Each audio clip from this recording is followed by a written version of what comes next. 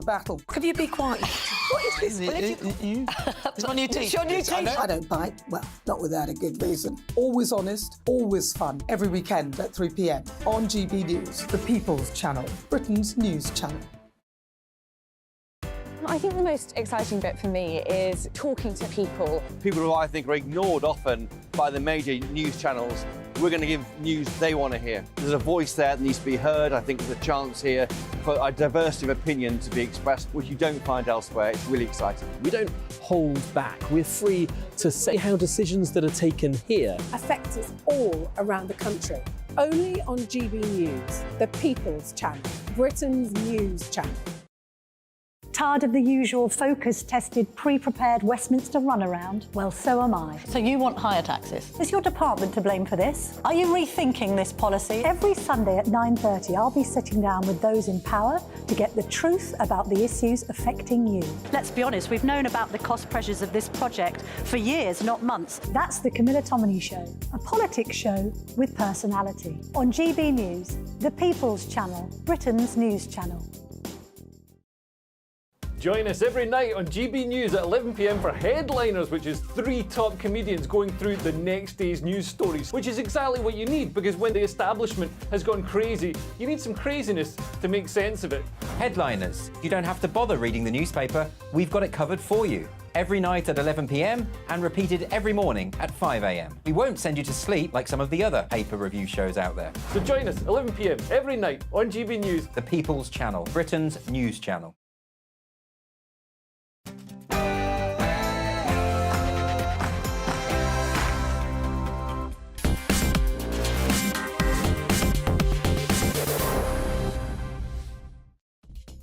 And a very good evening. Yes, it's 7 o'clock. It's time for Farage, but it's not just a 1-hour extravaganza. No, it's a 2-hour special. There is so much to talk about.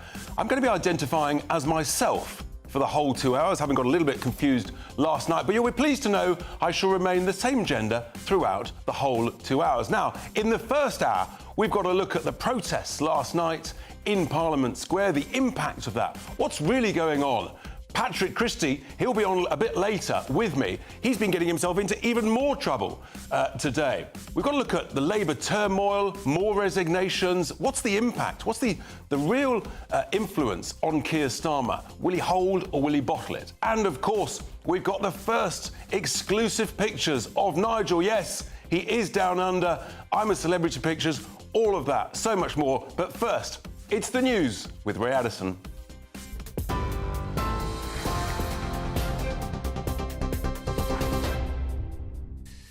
Good evening, I'm Ray Addison in the GB newsroom. Our top stories. The Chancellor says the government can't guarantee Rwanda deportation flights will begin next year. That's despite the Prime Minister saying he was aiming for the spring. Downing Street says emergency legislation will be produced in the coming weeks after the Supreme Court ruled that it was unlawful. Jeremy Hunt says the government is doing all it can to stop the boats. We are hopeful that because of the solutions that the Prime Minister announced yesterday, we will be able to get flights off to Rwanda next year. We can't guarantee that. We have to pass legislation, emergency legislation in the House of Commons. We have to sign a new international treaty with Rwanda. But our commitment to the British people is that although the Supreme Court ruling was a setback, we will not allow anything to get in the way of delivering the Prime Minister's pledge to secure our borders by stopping the boats. Lord Cameron has made a surprise visit to Ukraine. On day 2 of his first overseas trip as Foreign Secretary, he travelled to the Black Sea port of Odessa. Whilst there, he announced more support, including providing essential winter supplies for people evacuated from frontline areas. Well, Downing Street has confirmed that civil servants will now need to spend more time in the office. They're required to come in to work for a, quote, bare minimum of 3 days a week. Meanwhile, more senior managers will have to be in the office for longer. It follows campaigning from former Business Secretary Jacob Rees-Mogg. Up to 10 million GP appointments could be freed under new government plans. The new Health Secretary says that pharmacies will be given more powers to help people directly. It's part of an NHS proposal to cut waiting lists. From next month, millions of women in England will be able to access free contraception without having to see a GP. The Chancellor says benefit claimants who don't seek employment despite being fit to work will lose access to free prescriptions and legal aid. Jeremy Hunt says the measures are necessary to prevent, quote, anyone choosing to coast on the hard work of taxpayers. The government crackdown will also see digital tools used to track attendance at job fairs and interviews. However, campaigners have described the sanctions as deeply worrying and warned that they could worsen mental illness. The Scottish Health Secretary has apologised for incurring an £11,000 data bill whilst using an iPad abroad. Michael Matheson ran up huge roaming charges while on holiday in Morocco last year. The Falkirk West MSP told Parliament his sons used his iPad to watch football and admitted that mistakes were made. However, he says he'll pay the money back. This is GB News across the UK on TV, in your car, on digital radio and on your smart speaker by saying, play GB News. Now let's get back to Richard.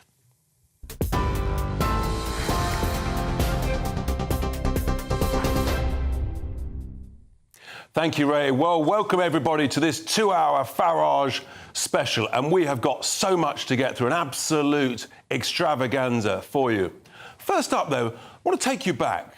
Can you remember back to your school days? Do you remember that naughty child at the back of the classroom just sort of niggling away, and the teacher lets him get away with it, and then he niggles a bit more, and then he starts to muck about, and then he's annoying in the corridors, and he's always allowed to get away with it. And so that emboldens him. And then, sure enough, he starts to nick the odd pen, and then he gets away with a little bit of shoplifting in the shop round the corner, and so it goes on. All of a sudden, he's shoplifting. Then he started to deal in cigarettes and drugs and being a right pain, frankly, at school. All because there was not a policy of zero tolerance. The teachers let him get away with it. You see where I'm going with this? Now apply that to what we've seen since October the 7th with the marches. In the very first march, well, the very first demonstration on October the 9th, I was there. You had the placards, you had a little bit of noise and the flags. I spoke to some of them. They weren't very keen on condemning Hamas.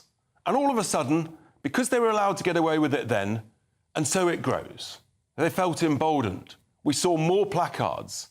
And then we came with the chanting, the vile anti-Semitic chanting from the river to the sea. No one did anything. I said, we've got to stop this. But no, the police said, it's fine. Well, it's turned out not to be fine, has it? Because they felt emboldened. And so they went on. The placards got worse. The chants got worse. The attacks got worse. The abuse got worse. You see where this is going? If you don't stamp on it, minute one, day one, this is where we're at. Patrick Christie last night was literally almost attacked. Thank heavens he had a security guard. He's been at it again today. It ended last night with the police rushing to protect the cenotaph that was exposed. And so these protesters, I'm going to call them as they are, the pro-Hamas supporters, they climbed other war memorials instead. You see where all this is going? Now, a few weeks ago, Nigel asked an extraordinary question. He said, is it possible we could see a religious war here in the United Kingdom? Just listen to this. Just wonder, and maybe it is a very strong thought, but I just wonder, are we heading towards some form of religious war? Give me your thoughts. How depressing. I mean, that felt such an extraordinary question for any of us to ask here in the UK. But I have to say, things are looking really bad. And today, because they've been emboldened, these people, guess what's happening? It's not enough with the placards, the chants. No, now they're after the children. Yes, children, school children in East London are being taken out of class. They're being given the afternoon off so that they can go and demonstrate pro-Hamas support. Here we are. Just take a look and a listen to this. Palestine! You did it right! They're going to the sea! Palestine! We free! To the sea!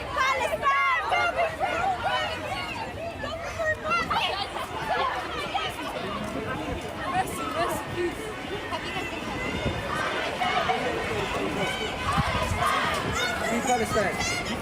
Palestine will be free! Going back. Palestine will be free! Free, free! Palestine! Free, free! Palestine! Disgusting. That's what it is. Disgusting.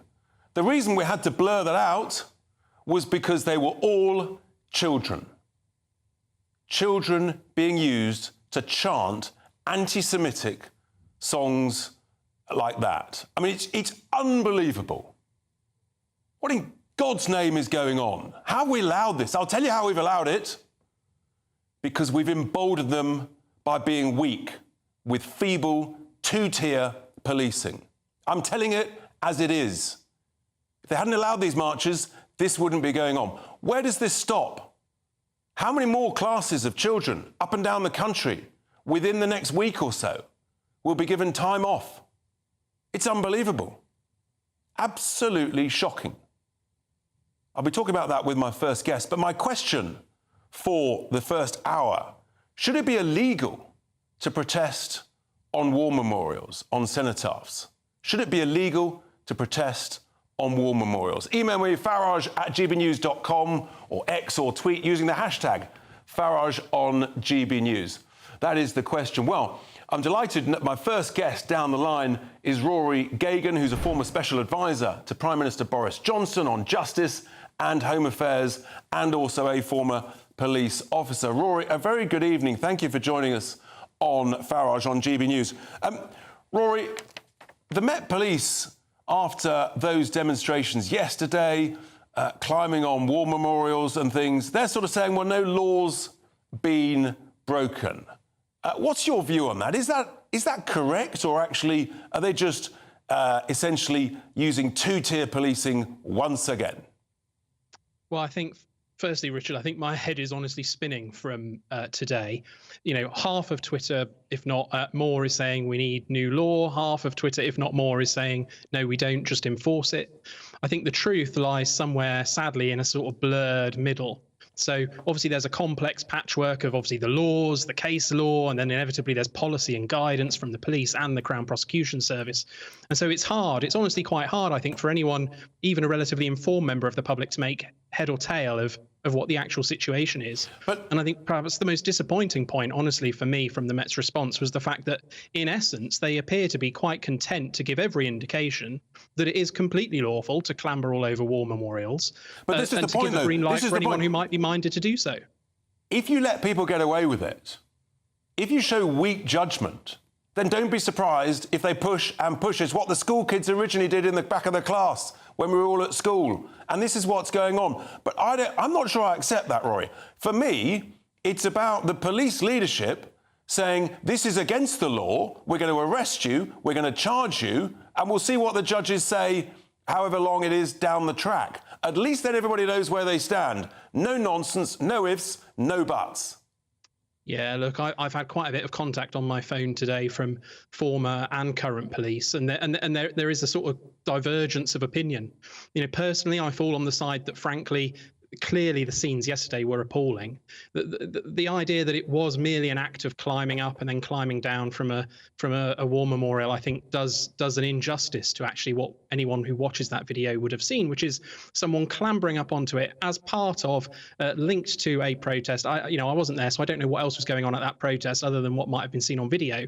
But the point is, they clambered upon that, knowing that that was clearly a source of, a source of distress, alarm, whatever you want to call it for people. Clearly disorderly behaviour, in my view. Clambering up, riding the memorial as though it was some sort of rodeo kind of fairground ride, trying to stay on a bronco or something. Utterly appalling. And then for me, the thing to say is that the officers, we can hear at least one of them shouting for the guy to come down. Good on that officer, can I just say? It would have been all too easy in the current climate to have not even done that.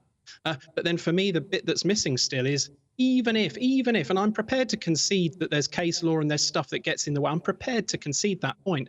But the fact that there wasn't even so much as do you know what you've just done at the very least is antisocial behaviour. What's your name? What's your address? If you don't give us your name and address, we're going to be putting you straight into a cell for breaching Section 50 of the Police Reform Act. And to top it off, you know what? Let's get a Section 35 dispersal in and disperse you from this. And if you don't even want to comply with that, then we'll nick you for that too. There just seems to be a real, as you say, and others have probably said too, a sort of But Rory, you've been a police officer officer. admittedly. But you've been a police officer. That requires leadership from the top, telling the brave men and women on the front line, don't hold back. These are the laws. Tell them you're going to impose them.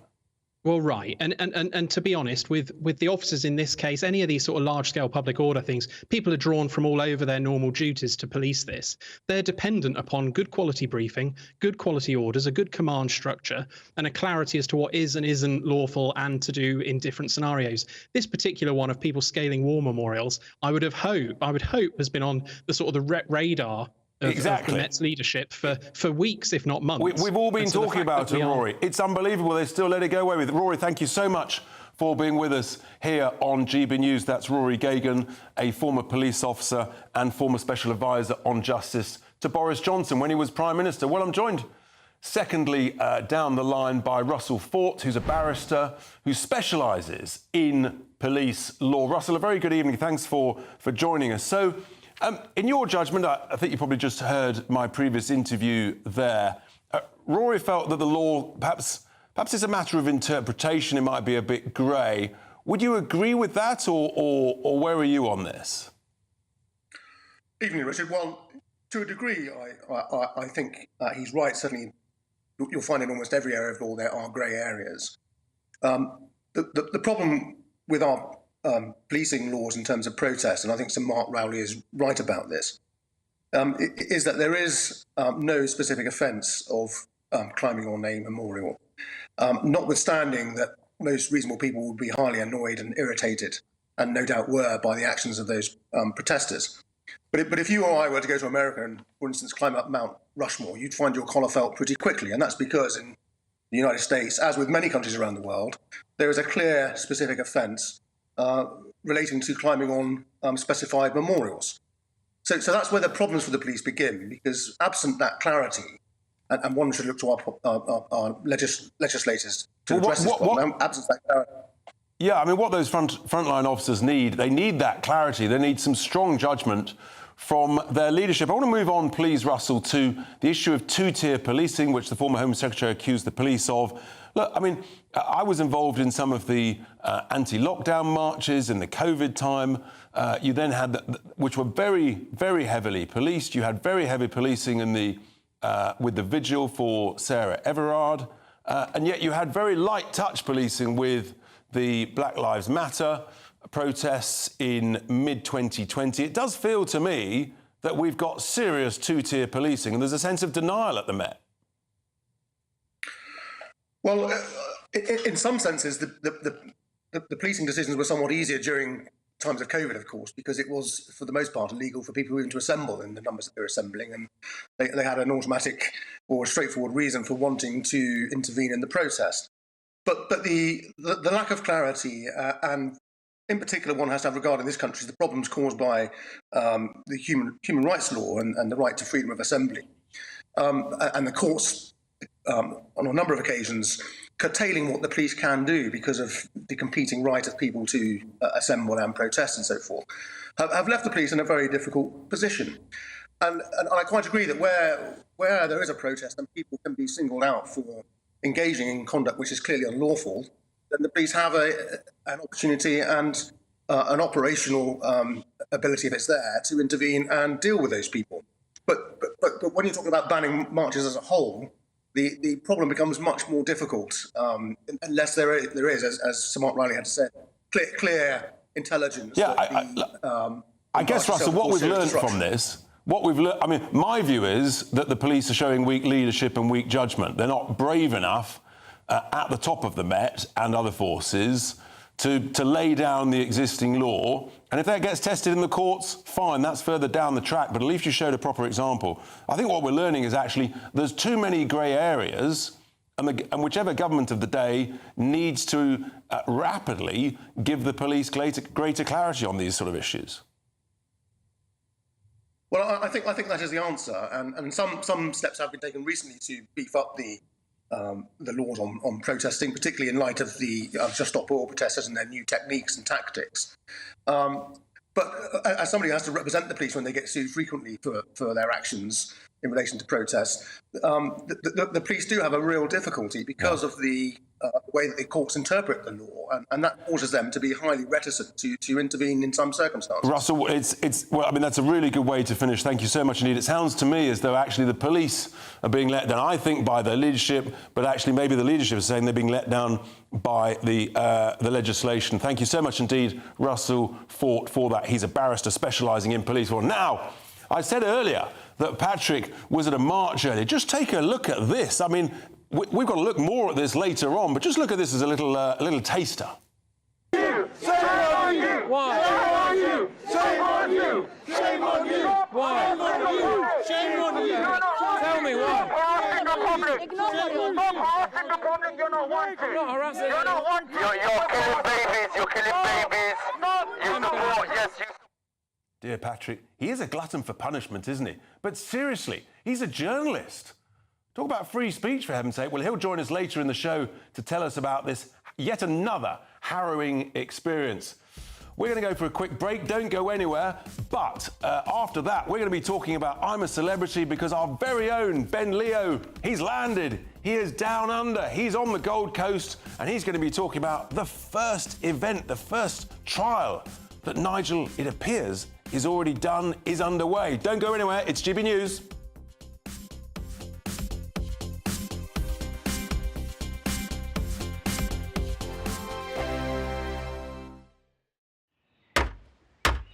Who is it? We're here for the show. Welcome to the Dinosaur Hour with me, John Cleese. I was married to a therapist. And you survived? I thought we were getting Hugh Laurie. Second best. You interviewed Saddam Hussein. What's that like? I was terrified. I'm playing strip poker with you three. Ah! No, thank you. My CDs need to be put in alphabetical order. Are you going to be problematic again? The Dinosaur Hour. Sundays at 9 on GB News. What you get for breakfast is something that, if we do our jobs right, you will wake up to news that you didn't know the night before. It's a conversation. It's not just me and Amin. We want to get to know you, and we want you to get to know us. From 6 is Breakfast with Amin and Isabel. Monday to Thursdays on GB News. Britain's news channel. There's only 3 people you can trust in life: your doctor, your lawyer, and your nana. I'm not sure. So join me, Nana Aquare, at 3 p.m. every Saturday and Sunday, where we discuss the biggest topics of the weekend. Be ready for battle. Could you be quiet? What is this? It's my new teeth. It's your new teeth. I don't bite. Well, not without a good reason. Always honest, always fun. Every weekend at 3 p.m. on GB News, the People's Channel, Britain's news channel. I think the most exciting bit for me is talking to people. People who I think are ignored often by the major news channels. We're going to give news they want to hear. There's a voice there that needs to be heard. I think there's a chance here for a diversity of opinion to be expressed, which you don't find elsewhere. It's really exciting. We don't hold back. We're free to say how decisions that are taken here affect us all around the country. Only on GB News, the People's Channel, Britain's news channel.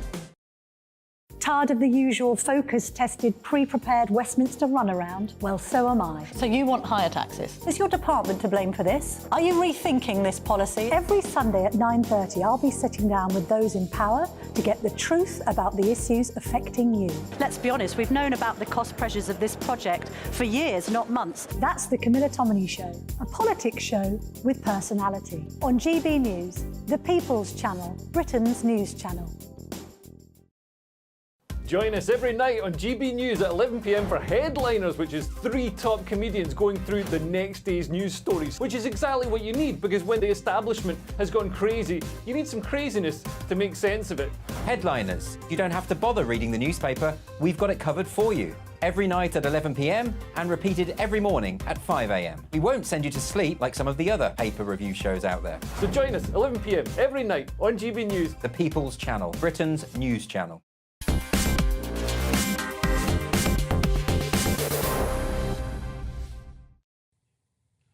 Welcome back to GB News for a 2-hour special Farage show with me, Richard Tice. We've got Patrick Christie coming up a little bit later on the show, talking about once again he's got in trouble with the protesters Absolutely. But first, I asked you this question after looking at the protests and those shocking pictures of the protesters climbing the war memorials. The question was simple. Should it be illegal to protest on war memorials? Well, Ray is absolutely clear. Absolutely, it should be against the law to protest on all national monuments. Sheila says, by email, no way should anyone be allowed to climb on war memorials or any other. They should be arrested.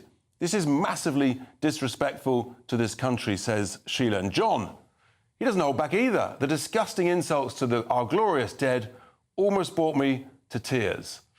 John, I'm sorry about that. It's just, that's what it is. Brian, there's no excuse for this type of behaviour on a memorial. There should be a penalty to pay. Well, what we heard earlier was actually in the US, for example, this would not be allowed. Well, as you know, obviously we're an international show. Nigel is down under. We know what he's up to. He's on I'm a Celebrity. And yes, our very own Ben Leo, GB News reporter, he's just landed in Australia. No rest for the wicked. He's on the Gold Coast. He's with us now. Look at him. Ben, a very good... what is it with you? It's in the morning, isn't it? G'day, Richard. Yeah, it's about 5 a.m. I got off the plane not too long ago, straight down to the Gold Coast. So, yeah, I mean, Australia has Farage fever from what I've seen so far. Traditionally, Border Force, the Australian airports are a pretty miserable bunch, but as soon as I said that I was coming to report on Nigel's participation in the jungle, his eyes lit up like a Christmas tree. Goes for the same for my hotel receptionist as well. Not the same, unfortunately, for all of Nigel's haters. I don't know if you caught the Daily Mirror today, but there was quite a venomous column from Polly Hudson, which was headlined, "Going on I'm a Celebrity can only make Nigel Farage more human," which is dangerous. She went on to say, this odious creature will be filmed 24 hours a day for weeks. So the law of averages dictates that at some point even he will reveal a never-been-before slice of humanity. Oh, Ben, look, I tell you what, they're just jealous at the Daily Mirror. They're just jealous. None of them are good enough to get on it, I think. So that's fantastic. So where are you now, literally, as you're standing there? It looks though, is that a beach? Yeah, so I'm in a place called Broadbeach, which is on the Gold Coast. It's just below Surfers Paradise, where traditionally all the celebs stay when they come out the jungle. They stay in the Versace Hotel, all the friends and family there as well. Nigel, though, however, although his campmates have been here on the Gold Coast, a few days ago, I think it was yesterday they filmed it, he's been 2,000 miles away in the Australian Northern Territory, which is the outback, sweltering 40-degree heat, doing what will be the big opening trial for Sunday's show opener on ITV. Wow. Not many details have been released about it thus far. However, he's been there with this morning's Josie Gibson and YouTuber Nella Rose. He'll be trying to win time for his campmates back here on the Gold Coast who are doing their own challenges. So as it stands, Nigel, ITV are getting their money's worth out of him. He'll be the big star of the opening show this Sunday. Ben, it's incredible. It's so exciting and well done you. Love the hat. Absolutely love it. I love the fact also we've got you straight to work shortly after landing. Good man, Ben Leo. Thank you so much. Looking forward to hearing from you. It looks like some form of sort of Border Force post just behind him there. We'll ask him that next time. Anyway, well done, Ben Leo. Thank you very much indeed. Back to the serious action here in the UK. I'm delighted to be joined to talk about what pressures now on the Labour leadership, on Keir Starmer following numerous resignations. In the studio, Mohammed Amin, who is a former chair of the Conservative Muslim Forum, is with me, and also currently a Liberal Democrat at the grassroots level. Mohammed, thank you so much indeed for joining us. You understand the Muslim community well. You obviously understand the pressures that is on the Labour leadership, Keir Starmer. How significant were the resignations last night? And is this pressure, how do you think this pressure may grow from here? Well, this is clearly something that Keir Starmer did not want to happen, especially in a situation where the Liberal Democrat Party is supporting calls for a ceasefire. So there's a clear split in party political terms between the Labour Party's position of abstaining and the Liberal Democrats voting in favour of a ceasefire. And rather like 2003, you could see many Muslim voters defecting from Labour, who they normally vote for, to voting for the Lib Dems. Really? Do you think you might even see defections from Labour councillors or Conservative councillors or indeed MPs to the Lib Dems just on that point alone? I don't know whether elected officials would change parties. Sometimes people do, sometimes they don't. I have no information on that point, but I know that in the 2005 general election, I believe that there was a significant decline in Muslims voting for Labour and more Muslims voting Lib Dem at that time. So do you think the pressure grows to such an extent on Keir Starmer that actually he has to change course pretty quickly and back a ceasefire call? Well, the other issue is not just Muslim voters, because if you look at young people, there's a clear age difference between how sympathetic people are towards Israelis or Palestinians, depending upon their age. So I think there'll be far more support for a ceasefire amongst younger voters, and younger voters, regularly vote Labour. You may have heard that actually they're now essentially school children are being given time off out of lesson time, which I think is frankly absurd. I think it's appreciate safeguarding, in order to basically go and chant and march up to a Labour MP's office. I mean, what do you think of that? I mean, surely this is completely unacceptable. If it's school time, I am very sceptical. But you shouldn't be using school children for seriously controversial political issues. Well, if it's school time, they should be in school learning. They can protest on Saturdays, and getting politically engaged, even at a young age, is a good thing, but not on school time, in my view. So you support school children chanting "From the river to the sea, free Palestine" in their free time? They have freedom of speech to exercise as they wish. It's not a chant that I have ever used. I don't agree with it. In particular, it's a question of what does that chant mean. It could mean anything from supporting... I think we know what it means. Before I let you go, though, Mohammed, is there a serious risk for the Labour Party that actually independent Muslim candidates in some of the significant Muslim communities, constituencies, that actually they back an independent candidate and the vote swings there as opposed to the existing Labour MP or Labour candidate? I'm relatively sceptical about that, because there are very few constituencies where the Muslim voters are more than sort of 30%, for example. So I'm very sceptical about independent candidates. Very interesting indeed. So do you think Keir Starmer will bottle it? Will he have to change course, or will he hold the line? I suspect that, given where he is now, Keir Starmer will stand fast and hold the line, because the vote's already taken place. He's had the reservations. Yes, but he's going to be under increasing pressure, and that may... I mean, if there's another 10 who say, unless you change by a week's time, I'm going to resign as well, at some point this pressure could grow. It could be insurmountable for him. I suspect that's not going to happen. Of course, the other thing to watch is that international developments themselves will change. You could find the position of the United States changing. You could find Israel's you've obviously got to respond to international events and what's going on. Absolutely right. Mohammed, Amin, thank you so much for sharing that. Absolutely, really incisive. Very, very interesting indeed. Thank you for being with us. Great. So, coming up, folks, we've got to be talking about this Labour rebellion. It's going on and on, I think. What pressure on Keir Starmer? Got a great guest coming up straight after the break. Don't go anywhere. It's GB News. On Patrick Christie's tonight, 9 till 11 p.m, I expose more pro-Palestine protest madness. Okay, fine. You're killing babies, As kids are now being taken out of school to go on marches. Princess Diana's closest confidant, Paul Burrell, delivers his exclusive verdict on the Crown's controversial final season. Patrick Christie's Tonight kicks off 9 p.m. You have to be there. I'm Andrew Doyle. Join me at 7 o'clock every Sunday night for Free Speech Nation, the show where I tackle the week's biggest stories in politics and current affairs with the help of my 2 comedian panellists and a variety of special guests. Free Speech Nation, Sunday nights from 7 on GB News, the People's Channel, Britain's news channel. I think the most exciting bit for me is talking to people. People who I think are ignored often by the major news channels. We're going to give news they want to hear. There's a voice there that needs to be heard. I think there's a chance here for a diversity of opinion to be expressed, which you don't find elsewhere. It's really exciting. We don't hold back. We're free to say how decisions that are taken here affect us all around the country. Only on GB News, the People's Channel, Britain's news channel. There's only three people you can trust in life: your doctor, your lawyer, and your nana. I'm not sure. So join me, Nana Aquare, at 3 p.m. every Saturday and Sunday, where we discuss the biggest topics of the weekend. Be ready for battle. Could you be quiet? What is this? It's my new teeth. It's your new teeth. I don't bite. Well, not without a good reason. Always honest, always fun. Every weekend at 3 p.m. on GB News, the People's Channel, Britain's news channel.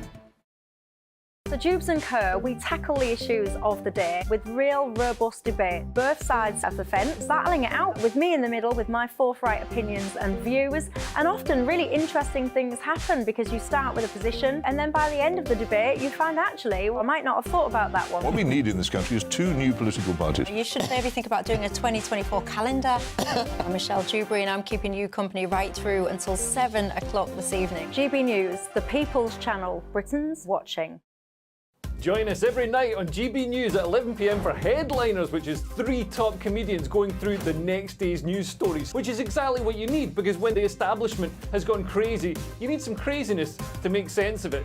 Headliners. You don't have to bother reading the newspaper. We've got it covered for you. Every night at 11 p.m. and repeated every morning at 5 a.m. We won't send you to sleep like some of the other paper review shows out there. So join us 11 p.m. every night on GB News. The People's Channel, Britain's news channel. Who is it? We're here for the show. Welcome to the Dinosaur Hour with me, John Cleese. I was married to a therapist. And you survived? I thought we were getting Hugh Laurie. Second best. You interviewed Saddam Hussein. What's that like? I was terrified. I'm playing strip poker with you three. Oh! No, thank you. My CDs need to be put in alphabetical order. Are you going to be problematic again? The Dinosaur Hour. Sundays at 9 on GB News.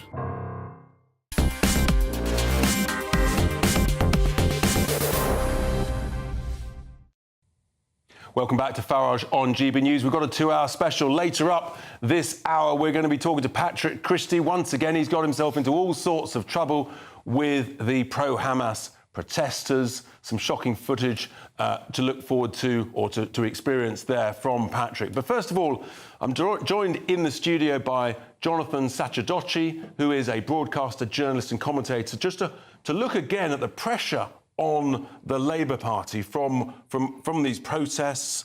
They've had serious number. They've had 10 resignations already. You've got lots of Labour councillors resigning as well. And I just want to get your thoughts. As an independent journalist, you're very experienced in this area. How much pressure now will be building on the Labour leadership from both the Jewish community that supports Labour and also the Muslim community as we see these protests, which to me are horrific? The Labour Party under Jeremy Corbyn lost a massive amount of its Jewish support, for sure, for obvious reasons. And I think that the EHRC's findings against the Labour Party meant that when Keir Starmer took over as leader, he really had to reform the party in order to not just regain Jewish voters' confidence, but the confidence of any Labour voters who had a conscience about the fact that anti-Semitism was such a big problem. So I think that his position on Israel's war against Hamas has been partly related to that, but also partly a desire to back up the government's position because that is what is morally and ethically correct. And I think most people probably thought that actually Keir Starmer had done a very good job in that, given where the party had been under Jeremy Corbyn. But have you been surprised by the pressure now from parts of his own MPs, from Labour voting Muslims? And in a sense, is that highlighting that actually deep down there is still significant anti-Semitism within the Labour ranks? I think that there is bound to be an issue within the Labour Party, even with a strong leader trying to move it away from problems of anti-Semitism and even the more vicious, more anti-Semitic side of anti-Israel feeling in the party. There's bound to be some people left in the party, including in the House of Commons, who don't agree with that direction that Sir Keir is taking. I think so far he's standing pretty strong against that pushback, and I think that's important. Not again, as I say, not because of Jewish people per se, but because of the whole nation. I think nobody in the nation wants to see Jewish people feeling as alienated and endangered as they did under the Corbyn years. But also when it comes to the issue of the war, I think many people in the country, many Labour voters presumably, will still see that Israel doesn't have many options here after the slaughter and savage kidnapping and brutalising of Israelis. You say that, but I've been very concerned about the growing hate and incitement to these marches. I saw the very first demonstration near the Israeli embassy on October the 9th. I immediately saw where this could go, and I think it's truly shocking, actually, and I'm very, very concerned about it. And we've even seen today, we've seen actually school children being essentially taken out of school in order to demonstrate, to go to a Labour MP's office and to chant. I think we've actually got a clip on the screen now. Palestine! You did it right! River to the sea! Palestine will be free! River to the sea! Palestine will be free!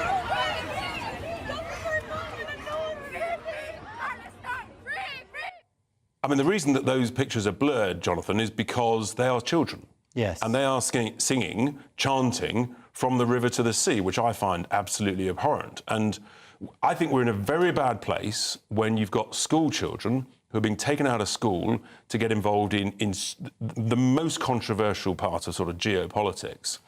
And where does that leave it with mixed schools, where you've got Muslim children and Jewish children? Well, I wouldn't want to see people pitting Jews and Muslims against each other in Britain. I think the whole point of our society is that it shouldn't matter if you're Jewish or if you're Muslim or if you're neither.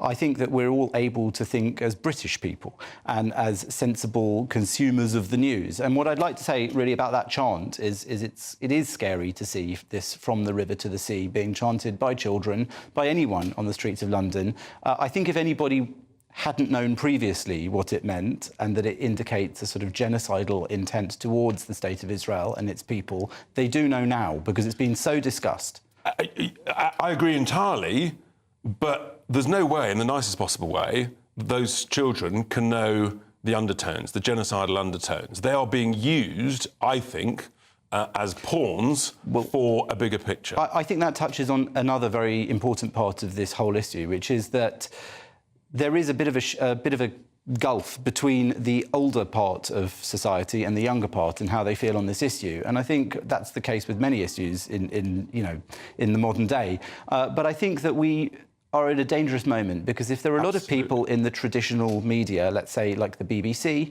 and there are a lot of people even teaching within academia, in schools and in universities who are swallowing the line that's fed by the BBC. The BBC, for example, is providing a great deal of disinformation on this war and on Israel, as it has always done. I mean, just for example, and this is what influences children and academics. So I think it's forming a next generation who are bound to have warped views on this. The BBC were forced to apologise yesterday for literally reading out the opposite of the news. It was a perfect example of fake news. They said that Israel had gone into the Shifa hospital in Gaza and they had targeted Arabic speakers and medical personnel. It was an unforgivable mistake. It was as bad or worse as their previous complete howler. They claimed to be sort of the best in the business. Well, it's a blood libel. I mean, it was a blood libel to continually accuse Jews, Israel, the Jewish state, of targeting hospitals, of targeting doctors, when in actual fact... You're right, they shouldn't be making those mistakes. They've got to do much, much better, or frankly, they shouldn't get involved at all. Jonathan Sachadoshi, thank you so much for being with us here on GB News. I really do appreciate it. Well, just before we go to the break, goodness me, Nigel would not believe the What the Farage moment. Coots! You know, he's had a few chats with them, a little bit of a to-do with them. Here we go. They've been named. They've got an award. I think we might even have a picture of the award. Who knows? They've been named the best bank for diversity and inclusion. How lovely. How appropriate, given how they treated Nigel. Unbelievable. I think that would have sent him first. Anyway, coming up, more good news, though, folks, about Brexit. Yes, because actually, Kemi Badenoch, she has signed a memorandum of understanding with the state of Florida. We'll be talking to Catherine McBride about that. Don't go anywhere. It's Farage. It's GB News.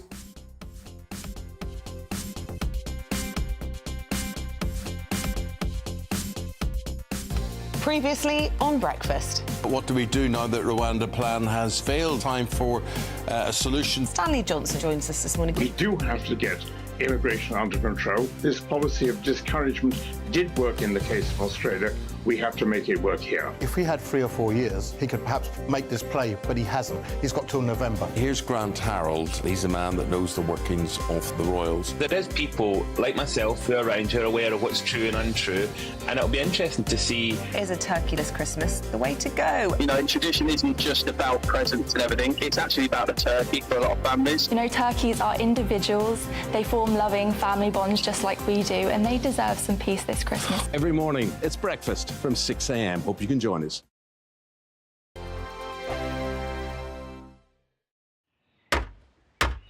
Who is it? We're here for the show.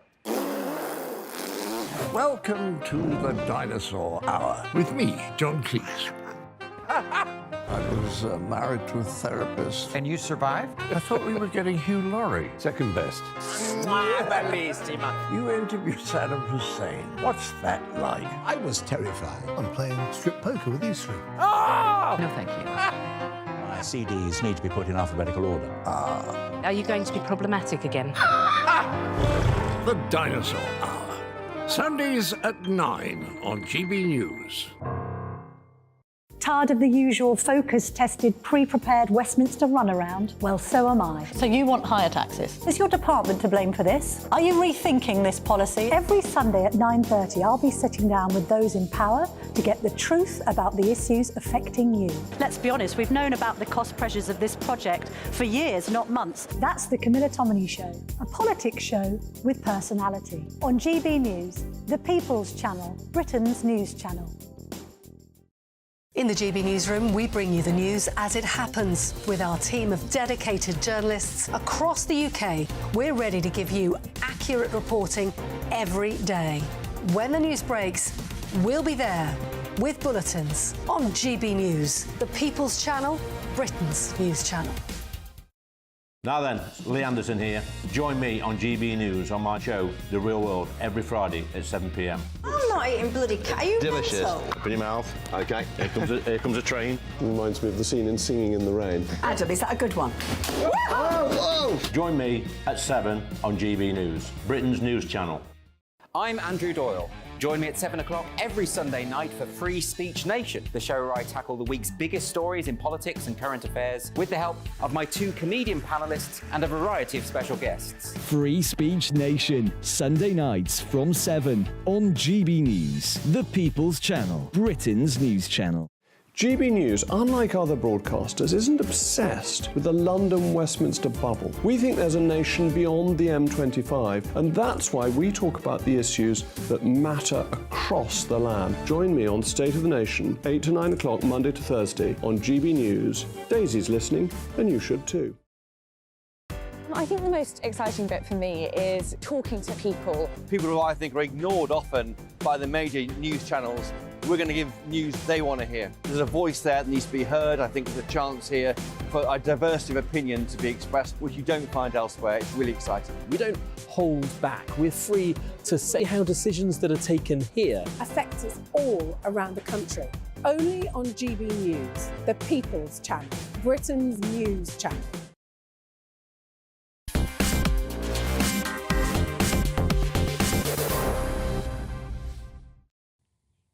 Welcome back, my friends, to Farage on GB News. We're approaching the end of the first hour of this 2-hour special. And guess what? I've got some good news. Good Brexit news. I have to say that brings a big smile to me and many, many others. Yes, because actually, Kemi Badenoch, the International Development Secretary, Trade Secretary, has already done a deal with the state of Florida in the US. You might say, how does that work? Well, I'm delighted to say that my guest in the studio, Catherine McBride, free market economist and fellow at the Centre for Brexit Policy, is here to explain it all, why it is truly good news. Catherine, a very good evening to you. So tell us about this it's a memorandum of understanding, isn't it, with a state within the 50 states of the US. What's involved and how's it different from a national deal at the federal level? Well, because of the way the US government is set up, you have federal laws and you have state laws and state regulations. A lot of service industries are regulated by the state, as well. They have an umbrella organisation or regulation from the federal government. But if you want to sell insurance in the US, you have to get permission per state. It's mainly run by the states. And therefore, to get an MOU with Florida, which is the fourth biggest state economically, it's worth about £1 trillion. Its GDP is $1 trillion US dollars, not pounds. It's as big as Spain. You know, this is a big Just deal. think about that. I mean, that's extraordinary. People might be saying, well, why is it good news a state in the US? But where you've got a state like Florida, whose economy is as big as the whole of Spain, actually is really significant. It's very significant. And also, they deal in two industries we're very good at. We both do a lot of financial services. They also do a lot of fintech, and they do a lot of aerospace. And the UK, a lot of people don't know this, but making aircraft parts and spacecraft parts and satellites is something we're quite good at. That's absolutely right. So from that perspective, it's a real opportunity for us. It is a very good opportunity. Absolutely fantastic. The government's been moving around so much, it's hard to actually keep up with all the different appointments. I think I may have maligned Kemi Badenoch. I think she's now the business secretary, but it really is hard to keep up with all It's these... actually called the Department of Business and Trade. It's the Business and Trade, and it changes every other month as far as I can see. Yes. But this is good news, and this is I think it's the 7th state deal that's been done. When does this memorandum of understanding turn into an actual legally binding deal? That's a good thing. I don't actually know when it will actually start, but it isn't like a trade deal. Like at the moment, I'm in the process of ratifying the CPTPP. I'm on the Trade and Agriculture Commission. We scrutinise the deals. These sort of memorandums don't have the same level of scrutiny because it is really just an agreement that we can do business together. Got it. So when would it actually take effect? I mean, does it take effect like immediately, or is there like a... I think it happens quite quickly because we signed one with North Carolina earlier, and there are already a group called Marshall Aerospace, which is based in Cambridge, has already set up an operation in North Carolina. Right. So that they seem to be able to do that quite quickly once the memorandum is signed. Would you expect more state deals, and maybe that's a lot easier to do than, frankly, an overarching national deal? For a lot of the things that we sell, it's very good to do state deals because our exports were more than 50% services in the last quarter that just came out. We're about 55% services now. So if you want to sell financial services, insurance, pensions, that sort of thing, which is what we're good at, other business services like legal and consulting, you need to deal with the states and computer programming. Well, I think it's really important, and I think it's good to celebrate good news. Frankly. It is very good, and it's part of the sort of the Brexit opportunities that slowly. Frankly, far too slowly, in my view, the government's taking advantage of. Well, the Trade Department is doing incredibly well because besides these deals, they're renegotiating with Switzerland and Canada and Mexico and South Korea. They've got new deals with Japan, Norway, Liechtenstein, Iceland. They're doing new deals with Israel and Lots India. of other states. Catherine's got all those details. I tell you what, folks, we'll get her back to highlight Brexit good news. There's some of it out there, and we need to celebrate it. Catherine McBride, thank you so much for joining us here on GB News. Here he is, the man who is getting himself into all sorts of a pickle. Patrick, good to see you still with us. Thank you. So you've been down to East London today. What's gone on, and how much did you need your security guard? Yeah, look, absolutely. So I will continue to expose what every other media outlet appears to want to cover up, which is the reality of what is going on and the kind of people who attend these pro-Palestine marches. I turned up today to Bethnal Green, which is a heavily Muslim area where their local MP had not voted for a ceasefire before. They tipped up. I've got a little clip about the clip speaks for itself. Go on.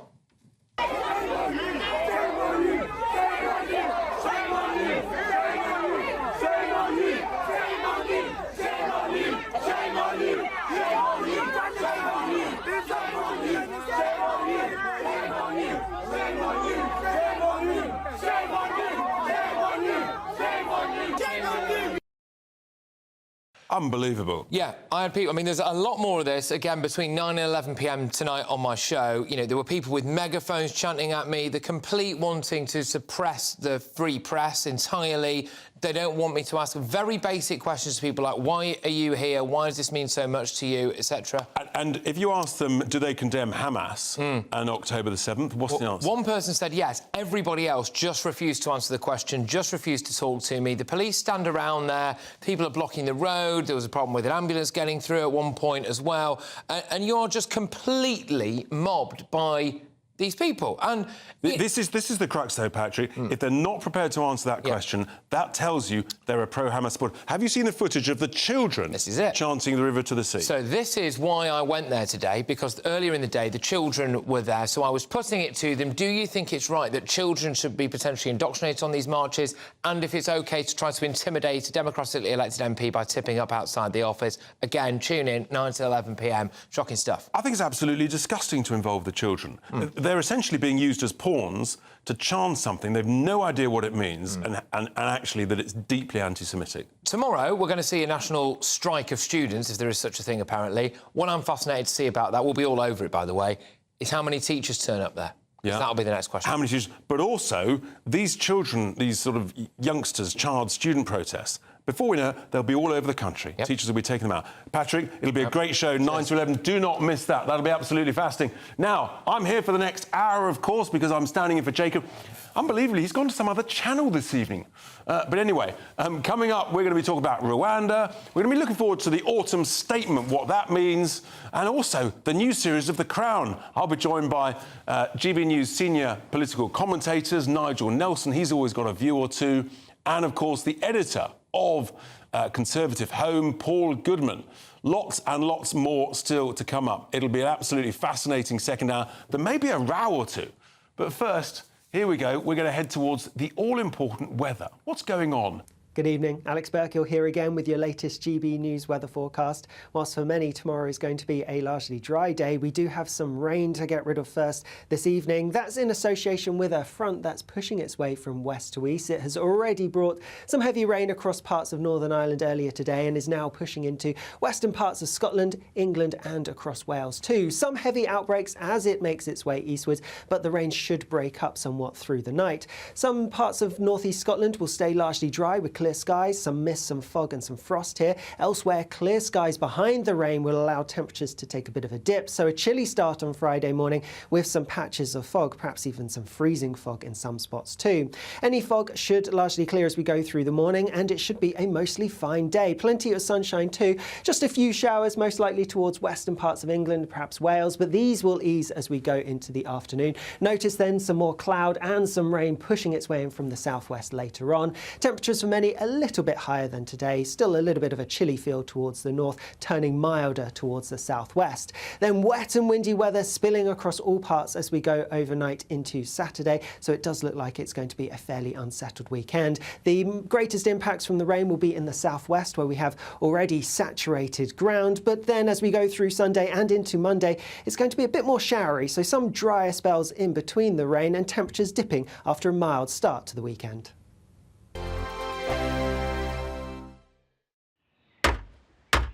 Who is it? We're here for the show. Welcome to the Dinosaur Hour with me, John Cleese. I was married to a therapist. And you survived? I thought we were getting Hugh Laurie. Second best.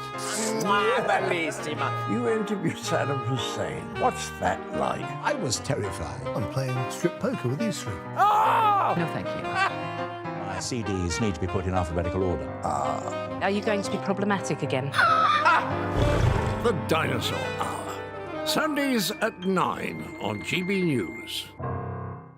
What you get for breakfast is something that, if we do our jobs right, you will wake up to news that you didn't know the night before. It's a conversation. It's not just me and Amin. We want to get to know you, and we want you to get to know us. From 6, it's Breakfast with Amin and Isabel. Monday to Thursdays on GB News. Britain's news channel. There's only 3 people you can trust in life. Your doctor, your lawyer and your nana.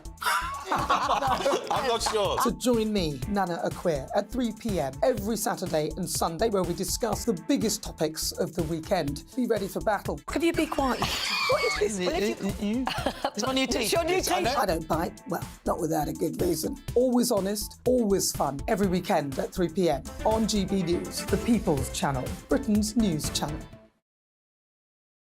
I think the most exciting bit for me is talking to people. People who I think are ignored often by the major news channels.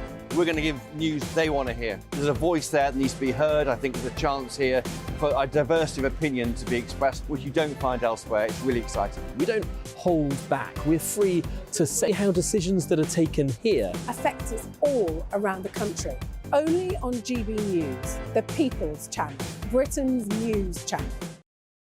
Tired of the usual focus-tested, pre-prepared Westminster runaround? Well, so am I. So you want higher taxes? Is your department to blame for this? Are you rethinking this policy? Every Sunday at 9:30, I'll be sitting down with those in power to get the truth about the issues affecting you. Let's be honest, we've known about the cost pressures of this project for years, not months. That's the Camilla Tominey Show, a politics show with personality. On GB News, the People's Channel, Britain's news channel.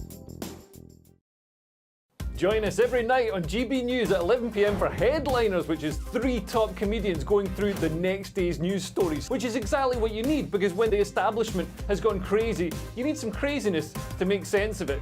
Headliners. You don't have to bother reading the newspaper. We've got it covered for you. Every night at 11 p.m. and repeated every morning at 5 a.m. We won't send you to sleep like some of the other paper review shows out there. So join us 11 p.m. every night on GB News, the People's Channel, Britain's news channel.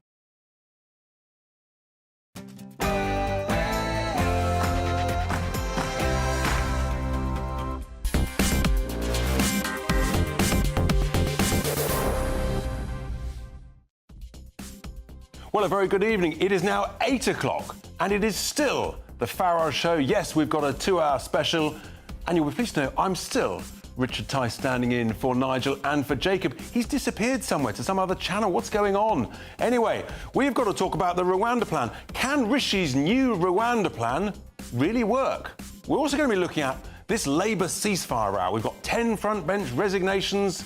Could there be more? Could this really bring real trouble for Keir Starmer? Could it actually bring him down, for heaven's sake? We're also going to be previewing the autumn statement next week. What you can look forward to or not look forward to. Could you be keeping more of your money with some tax cuts? Big question. And you may well be excited. Yes, The Crown. When does this dramatisation become the rewriting of history? We need to explore all of that. But first, it's the news with Ray Addison.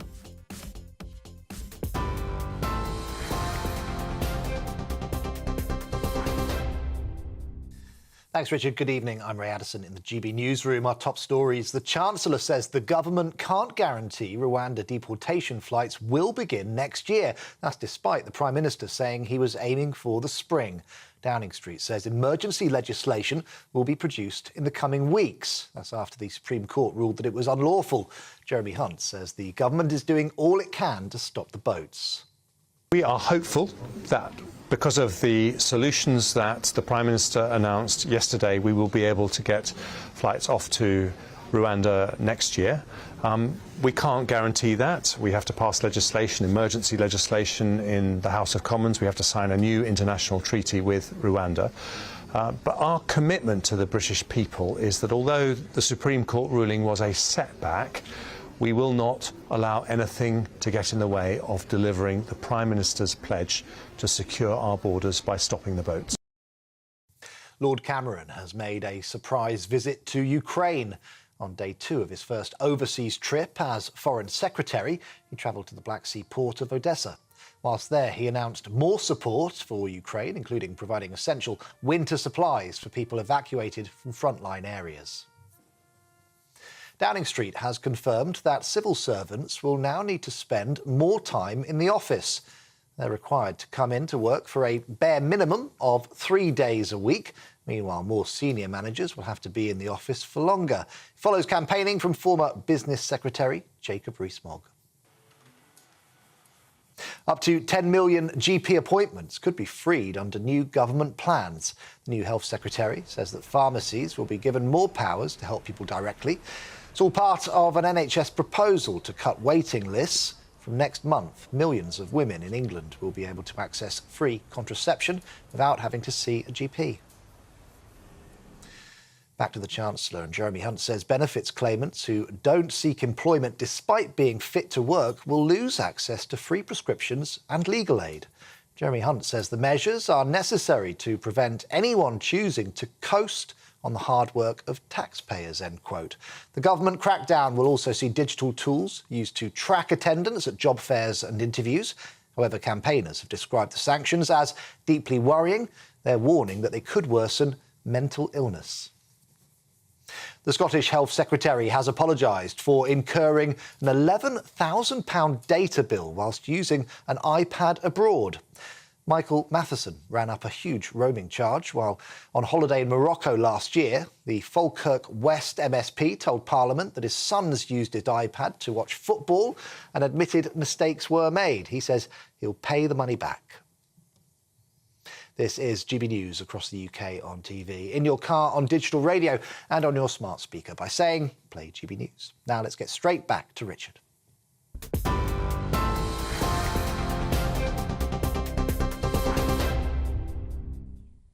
Well, a very good evening. Thank you very much indeed, Ray. And welcome back to the second hour of this 2-hour special. So much going on, for heaven's sake. You know that word emergency? What is an emergency?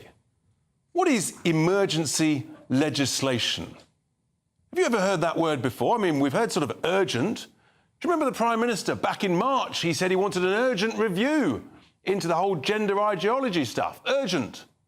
My definition of urgent, today, this week, for the Prime Minister, nothing. Here we are, it's November, Prime Minister. You still haven't given us that review. That's not urgent. So how much do you believe about this emergency legislation? I tell you what, there's no such thing. It's a con. It's misleading. It should be done for them. Frankly, it's a sort of breach of the Descriptions Act, as far as I can see. But here's the thing. If it really is an emergency, we saw it with the COVID laws, they were passed in days. Why doesn't he get on with it and pass this in days? How long will this new Rwanda legislation take to pass, to get through the Commons and the House of Lords? Well, I'm asking you this question. I mean, we talk about an emergency. Can Rishi's new Rwanda plan work? Can Rishi's Rwanda plan work? Email me, farage@gbnews.com, on X, or tweet using the hashtag Farage on GB News. Well, delighted to be joined now by the barrister and writer Stephen Barrett down the line.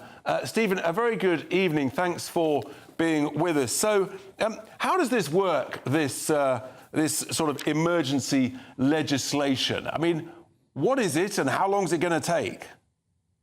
Well, you're very right to highlight this because I'm a commercial barrister. So urgent from one of my clients means overnight or ideally now or a New York minute. You know, I've been woken up professionally at 2:30 in the morning and had to get to a computer and write something now, and it's going out in a few hours. That is what I consider to be an emergency. And it's right that you highlight that Parliament itself can act in an emergency if it so chooses. We have fought wars before. And we're not in a position where if it was suddenly declared war on, we'd have to say, oh, we're terribly sorry, but our legislative process takes about 8 months. Do you mind holding off till next spring? You know, we can take action. Whether we're intending to, what the word emergency legislation means, well, only the Prime Minister knows. But here's the thing, though. I mean, the former Home Secretary said that there was no plan B. The Prime Minister had essentially denied it, refused it. So how long do you think this is now going to take? And are they going to do completely new legislation with all the drafting that involves? Or actually, could they amend existing legislation, possibly the Illegal Migration Act or other acts, in order to do this faster, in order to comply with this great word, an emergency? Well, you could have taken action after the Court of Appeal decision. So we've waited until the Supreme Court decision which went exactly the same way as the Court of Appeal, and we appear to have done nothing in preparation. And that's a point Suella makes, and that is true. So it's not. I'm not making a political statement here. That we have apparently done nothing in relation to losing in the Court of Appeal. We apparently did not have a plan B at that stage. I want to make it very clear to your viewers that I don't. It's wrong if anybody tells you that the Supreme Court wanted to block the Rwanda deal. That is not true. What the Supreme Court has done is go into our law and say, does this work? It's so exactly I think the thing is, Stephen, what my viewers want to know is how long is this going to take? Because this was the sort of the absolute key for the government stopping the boat programme, and frankly, it's in the bin at the moment. It's going to take as long as the Prime Minister wants. If he wants, he can be much more urgent than he's being. And I won't have the Constitution presented as though it's inherently slow. It's not inherently slow. It will go at the speed he wants, and you can judge him politically on the basis of how long he takes. If he says he's being urgent and actually he's being really slow, well, then that's a fact that people can take into account. That I'm not going to endorse the idea that this has to be slow, because it doesn't have to be slow. Actually, Stephen, that's a brilliant way to finish. That's a fascinating way to finish. That actually, it's not the constitution of the UK legislation that's slow, it's the Prime Minister's commitment. And actually, for my listeners and viewers, that's absolutely critical. The Prime Minister keeps saying he's committed to stopping the boats. Well, he's got his work cut out. Stephen Barrett, thank you so much indeed for joining us. That really is absolutely incisive. Well, I'm delighted now to be joined in the studio by my panel for this evening, editor of Conservative Home on my right, Paul Goodman, and, of course, the man from the left, GB News' special political commentator, Nigel Nelson. Gentlemen, really interesting to hear from Stephen Barrett there. I'm going to come straight to you, Nigel. We've heard about the timing of it. What about the politics of this? I mean, the Prime Minister, frankly, looks weak. It looks as though Suella Braverman was right after all. What do you think? Where does the politics of this go? The pressure on the Prime Minister? Apparently there are dozens of MPs who've already written to the Prime Minister. Yes, and the first stage will be that whether Suella Braverman is telling the truth or whether the Prime Minister is. They can't both be. At the moment, you've got a situation where Rishi Sunak says they've been working for months on a new treaty with Rwanda. Why they didn't do this in the first place is beyond me, but anyway, they've been working for months. Now, hang on a sec, that means the Home Secretary must have been involved in this. The Home Secretary seemed to suggest that there was no plan B, there was none of these things going on. So the politics there will depend on what Suella Braverman does next and what she says to the Prime Minister. As far as the legislation itself goes, we're not clear what kind of legislation it is. One suggestion seems to be it's legislation to declare Rwanda safe, which means it would bypass all our courts. Now, as the former Supreme Court Judge Lord Sumption said today, you can change the law when you've got an unfavourable judgment against you. What you can't do is change the facts. You can't change the facts. You can't declare that red is blue and blue is red. I mean, that's Which is exactly his point. Absolutely right. So let's turn to Paul. Bill Cash, he actually presented these sort of what they call notwithstanding clauses to, I think, to the Home Secretary last year, I think it was, and that was denied. You've got Suella Braverman, this huge row, and yet today you've got the new Home Secretary, Mr. James Cleverly, who says that, oh, it's all in hand, it's all... I mean, he sounds very plausible, lots of lovely warm words, but again, our viewers and listeners, they want action. And we don't seem to get an absolute commitment. When is this legislation going to happen? And when's the first flight going to take off? Your viewers and listeners want to know what's going to happen. And in fact, you very helpfully really explained it yourself in your opening questions. You said, why isn't this like coronavirus? They can get their coronavirus stuff through straight away. Why can't they do it with this? And what's the answer? And the answer to that is the House of Lords. When you've got something that commands political consensus across both houses, you can get something through pretty quickly. But If Rishi Sunak has a bill ready to go, and we can come back to that in a moment, if he has, he can get it through the Commons, but he's going to have a lot of trouble getting it through the Lords. It's another fantastic reason to get rid of the wretched House of Lords. If it's sufficiently tough. Well, I don't know if there's time to do that before a general election. No, there's not. I'm semi-teasing. You're the leader of a different political party. You're going to have to win the election, get rid of the Lords. But in a serious point, you've got an unelected House that essentially, what you're saying, is going to stall the will of the people and the will of the Prime Minister, who want the boat stopped, and apparently the Rwanda scheme is the way to do it. And that takes us to the very next point, which is, if the Lords holds it up, Rishi Sunak will have a choice, which is he going to put his proposal before the people in a general election? So I think the net effect of this week has been to make an early general election more likely rather than less. That's very interesting indeed. Nigel, do you agree with that this possibly brings forward the likely timing of a general election in order for the Prime Ministers to say, this is the will of the people? Yeah, I think it's becoming increasingly likely the election will be sooner rather than later. What Rishi Sunak was hoping for was good news down the road. So we were looking at October. But yes, if you decide to make it a small boats election and he's being thwarted in the Lords, I think Paul's absolutely right. That's what's going to happen there. They're going to hold the whole thing up. He could well go to the country and say, right, this is what I'm going to promise. Now, whether or not that will involve leaving the European Court of Human Rights, whatever it might be, but you could actually see... But that's pretty unlikely, because he's now got a Home Secretary who's on record as saying there's no need to leave the ECHR. Well, that's right, and Rishi Sunak was against that. I mean, he suddenly started talking tough. I think he was really badly hurt by Suella Braverman's letter, and that's why he started doing what he's doing. Isn't the truth here, gentlemen, just to wrap up, that the government sent 140 million quid to Rwanda, apparently, and heaven knows how many tens of millions have been blown on legal fees and other stuff. Give or take, is well north of 150 million quid. We've got nothing to show for it.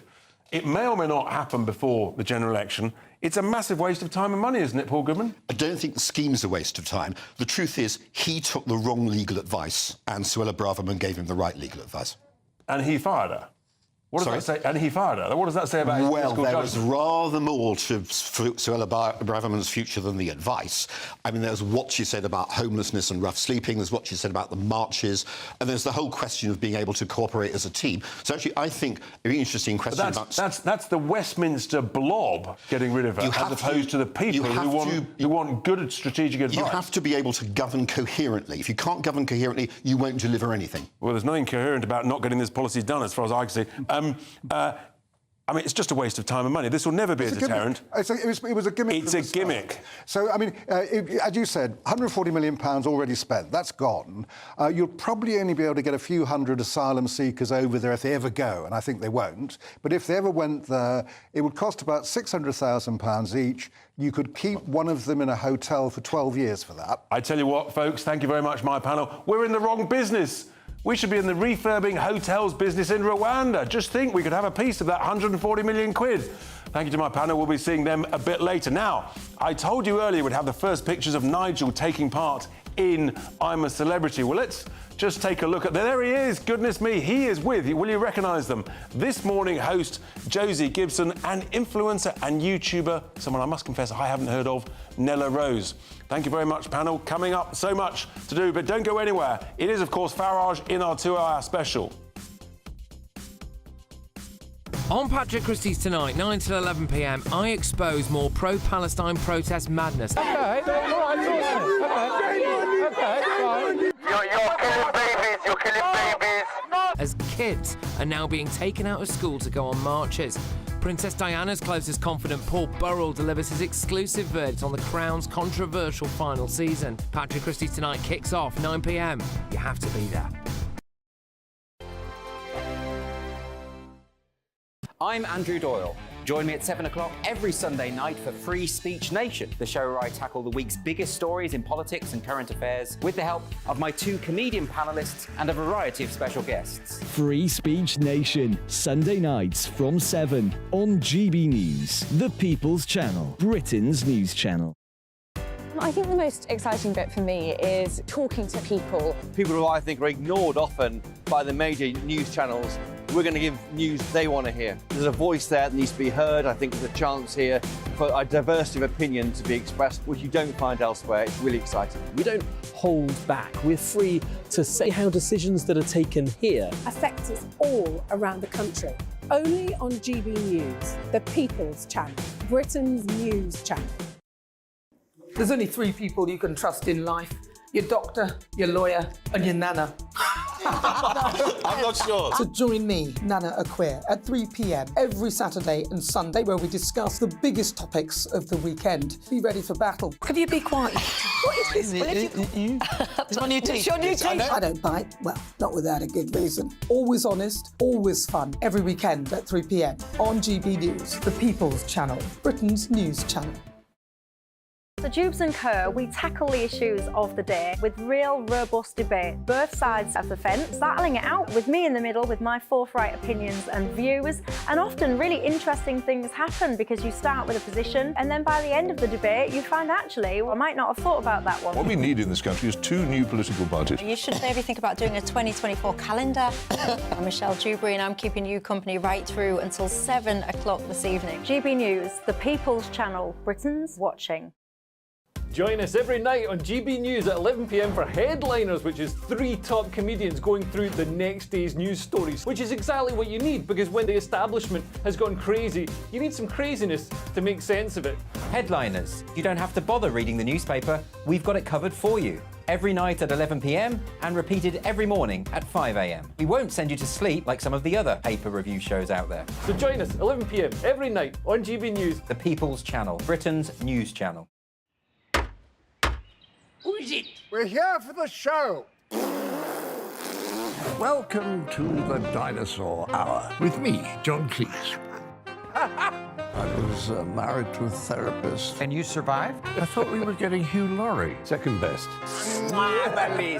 You interviewed Saddam Hussein. What's that like? I was terrified. I'm playing strip poker with you three. Ah! No, thank you. CDs need to be put in alphabetical order. Are you going to be problematic again? The Dinosaur Hour. Sundays at 9 on GB News.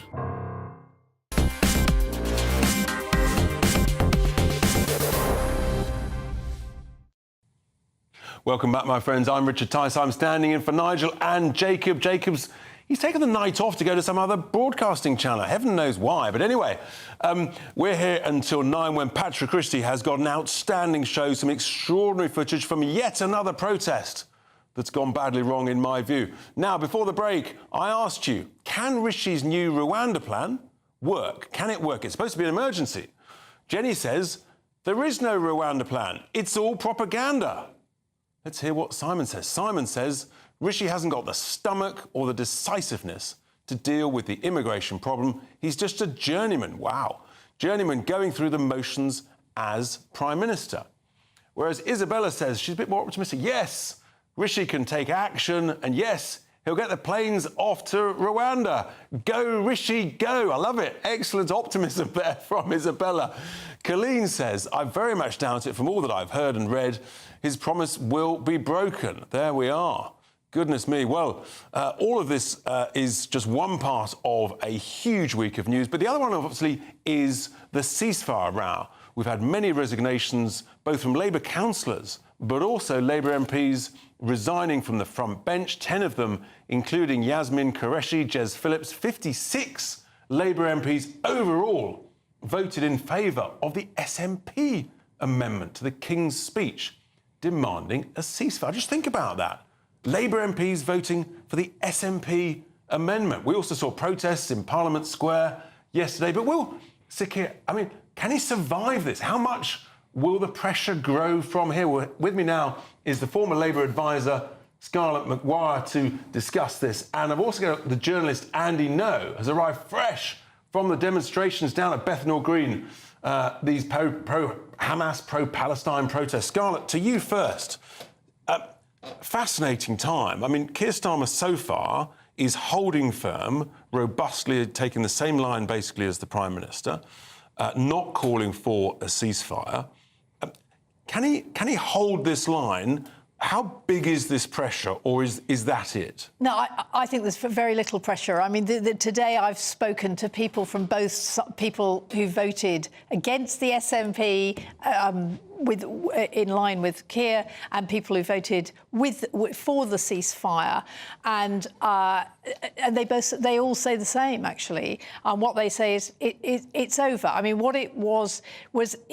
I mean, in a way, it was a conscience vote. Keir made it, said, if you're on the front bench, if you're a shadow minister, you will either resign or I will sack you. And that's what he did to the 10 people who rebelled, who were on the front bench, and the others weren't. And when you say it's a conscience vote, but actually all of those who've resigned, I think I'm right in saying, they've all got very significant Muslim communities within their constituency. So is it a conscience vote, or is it actually a sort of pragmatic politics within their constituency? Well, I mean, I certainly think it's about listening to their constituents. I mean, that's what Jess Phillips said, is I've listened to the people of Yardley and this is what they want me to do.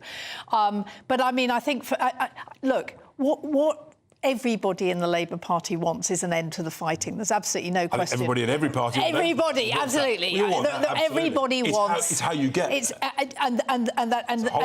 there is absolutely. So we all agree that what we want is an end to the killings in Gaza. But what the question is whether it's a pause. And I mean, frankly, I'm not talking about a 4-hour pause. I mean, a pause to be meaningful so that you get aid in is days, or whether it's a ceasefire.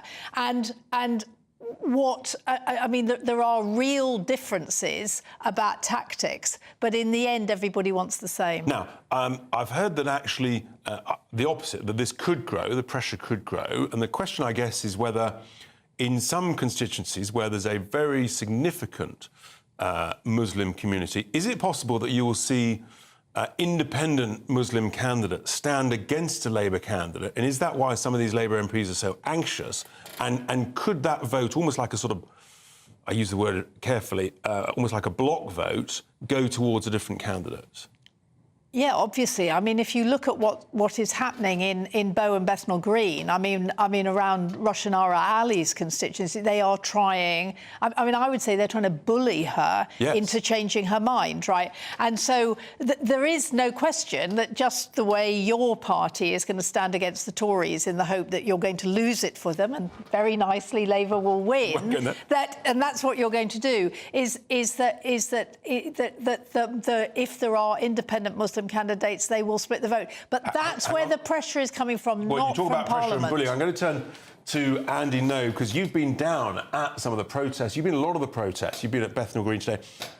Just give me the tone of the protests from when they started.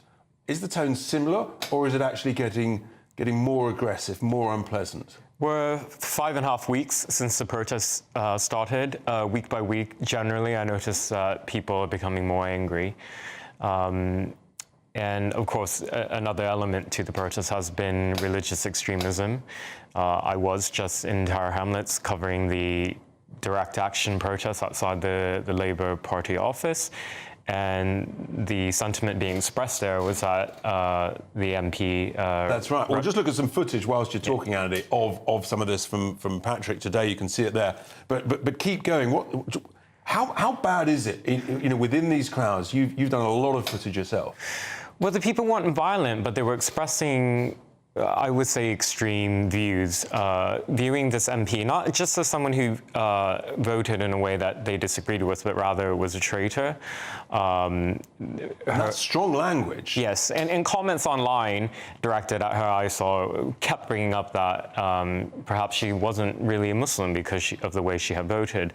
And over and over at these demonstrations, and just last night I was covering them in central London, people are not just only chanting political slogans, they're also chanting the Islamic faith creed and other religious statements. And so, I mean, there's really an opportunity here for radical Islamists, which your country has a problem with, to recruit and to radicalise people. Is your sense that this is significantly worse than the first couple of demonstrations in the first week?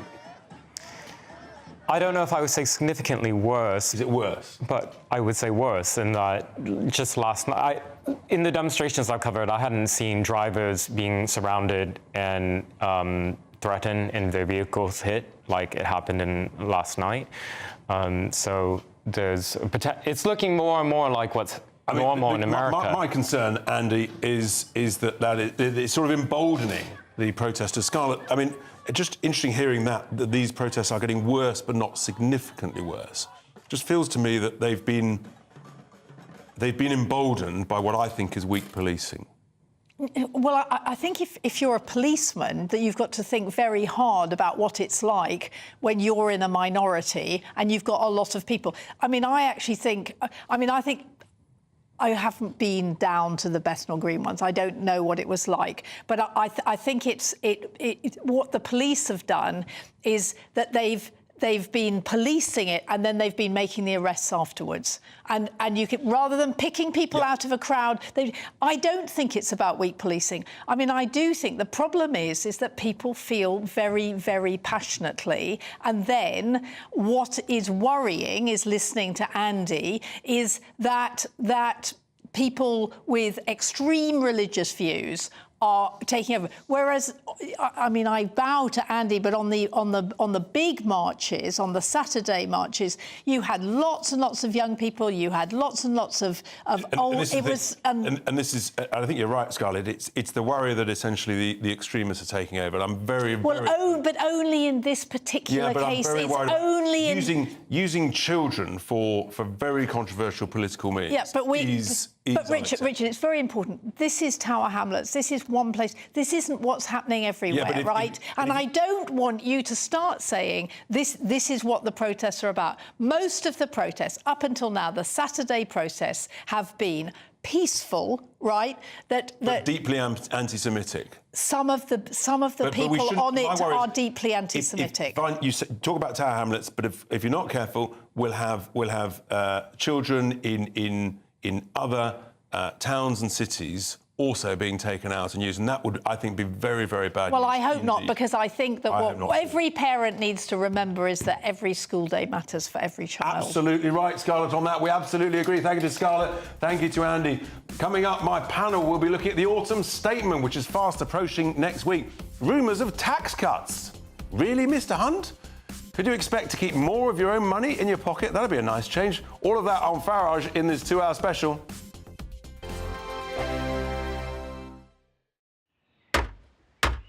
Who is it? We're here for the show. Welcome to the Dinosaur Hour with me, John Cleese. I was married to a therapist. And you survived? I thought we were getting Hugh Laurie. Second best. You interviewed Saddam Hussein. What's that like? I was terrified. I'm playing strip poker with you three. Oh! No, thank you. My CDs need to be put in alphabetical order. Are you going to be problematic again?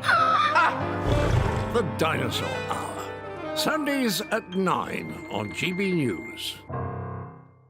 Tired of the usual focus-tested, pre-prepared Westminster runaround? Well, so am I. So you want higher taxes? Is your department to blame for this? Are you rethinking this policy? Every Sunday at 9:30, I'll be sitting down with those in power to get the truth about the issues affecting you. Let's be honest, we've known about the cost pressures of this project for years, not months. That's the Camilla Tominey Show, a politics show with personality. On GB News, the People's Channel, Britain's news channel. In the GB Newsroom, we bring you the news as it happens. With our team of dedicated journalists across the UK, we're ready to give you accurate reporting every day. When the news breaks, we'll be there with bulletins on GB News, the People's Channel, Britain's news channel. Now then, Lee Anderson here. Join me on GB News on my show, The Real World, every Friday at 7 p.m. I'm not eating bloody cat. Are you Delicious. mental? Open your mouth. OK, here comes a train. Reminds me of the scene in Singing in the Rain. Adam, is that a good one? Whoa! Join me at 7 on GB News, Britain's news channel. I'm Andrew Doyle. Join me at 7 o'clock every Sunday night for Free Speech Nation, the show where I tackle the week's biggest stories in politics and current affairs with the help of my 2 comedian panellists and a variety of special guests. Free Speech Nation, Sunday nights from 7 on GB News, the People's Channel, Britain's news channel. GB News, unlike other broadcasters, isn't obsessed with the London-Westminster bubble. We think there's a nation beyond the M25, and that's why we talk about the issues that matter across the land. Join me on State of the Nation, 8 to 9 o'clock, Monday to Thursday, on GB News. Daisy's listening, and you should too. I think the most exciting bit for me is talking to people. People who I think are ignored often by the major news channels. We're going to give news they want to hear. There's a voice there that needs to be heard. I think there's a chance here for a diversity of opinion to be expressed, which you don't find elsewhere. It's really exciting. We don't hold back. We're free to say how decisions that are taken here affect us all around the country. Only on GB News, the People's Channel, Britain's news channel.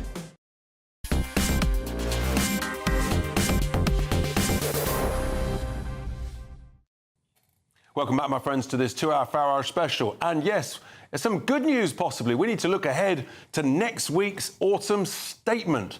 The Telegraph is reporting that the Prime Minister may actually cut taxes, the rate of inheritance tax. Treasury officials have reportedly found the cut wouldn't be inflationary. Well, I'm delighted now to be joined by Rachel Henry, who's the head of advocacy and policy at Justice UK. Is that a good idea, Rachel, to cut inheritance tax? A very good evening. Hello, Richard. Thanks very much for having me on. It's actually I'm from Tax Justice UK. So I don't think this is a priority at all.